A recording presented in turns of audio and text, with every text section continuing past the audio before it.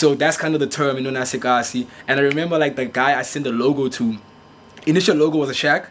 So now when we put the shack into like, all these like cartoonizing apps, each shack came back as a shanty house. Like, it looked too bougie. So I'm like, nah. Y'all aren't really like showcasing the shack how I wanted it to be. Yeah. Like, I tried everything, took photos of an actual shack, trying to make a cartoon. It just looked bad. So then I took a while, like, trying to understand what to do. And then I remember like I was in a taxi going to town. And I was in a taxi, next to me was an old lady. On my right was this old like timer, like, and in front of me was school kids. And then Ikachi, the guy, like, yo, was like a colored guy. So I'm sitting there, and then there was like some foreigners in the thing. So I'm sitting there going, this is crazy. This is Yase Kasi. Like, this is it. Like, I've been looking at the wrong place. And then like Kwandam, the representation of like the different people that go in that taxi to go somewhere. Yeah. And it might be different spots, but that's kind of what we want to do. We want to be the vehicle to take you wherever you want to go as artists, but also even as an audience.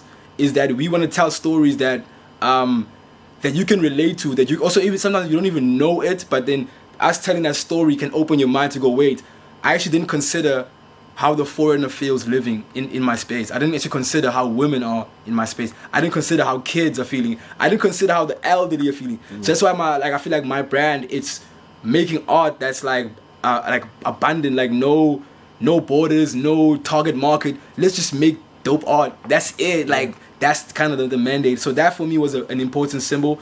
That's kind of how I took it and put it into the company. Like, yo, it's the taxi. And then also on top of that, the hustle, we've been putting it behind the scenes, like me and my cousin, like, yo, like we literally move like taxis. Like, those guys are the kings of the streets.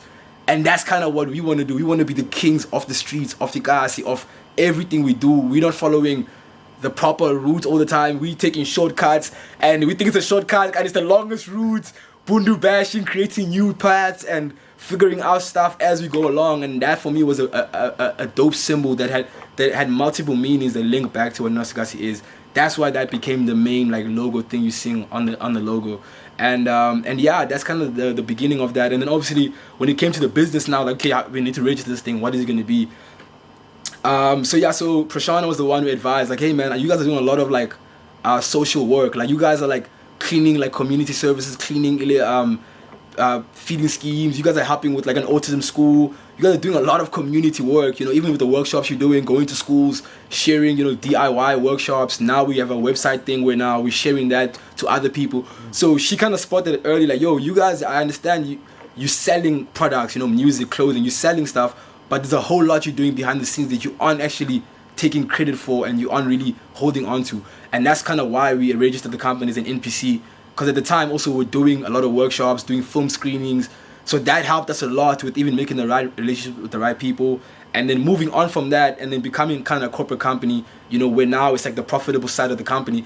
It kind of also worked as a system now. So the same people who were training through the workshops were the same people who were actually the ones, like, it's like investor ready. They were the ones ready to actually get the income. You know what I mean? So guys had ideas to make t-shirts. They went through the workshops learning how to do that t-shirt, to make that right song. By the time they were like, I don't say pros, but they were ready, they were easily getting gigs. They were easily selling, their merch, understanding the business through that whole process that we were doing. So now the company has really kind of like have this dual layer of like social enterprise and also profitability. And also understanding we need finances to run the whole thing, because at the time we were doing everything out of our pockets, out of our love, but understanding like, yo, until when? Like, you know what I mean? It's gonna come a time when we're gonna wanna have our own families, have our own kids. What are we gonna show on the table? Even now, with family, I'm living with my family now.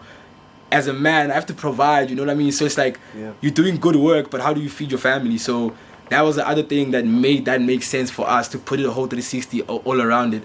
And currently we're kind of working on a 2-year program with our artists. Right now we've got 365 compilation album happening.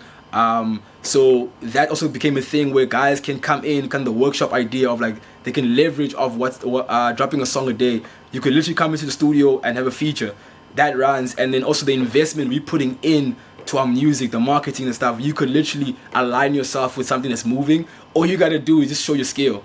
Sure. So I feel like it's like it's a low entry level for a lot more that can come to you. Even in a short period of time, we've done 2 documentaries already. One is already out in Europe through the arts. It's like a TV program, but that's even dope. Some of the guys actually featured in that.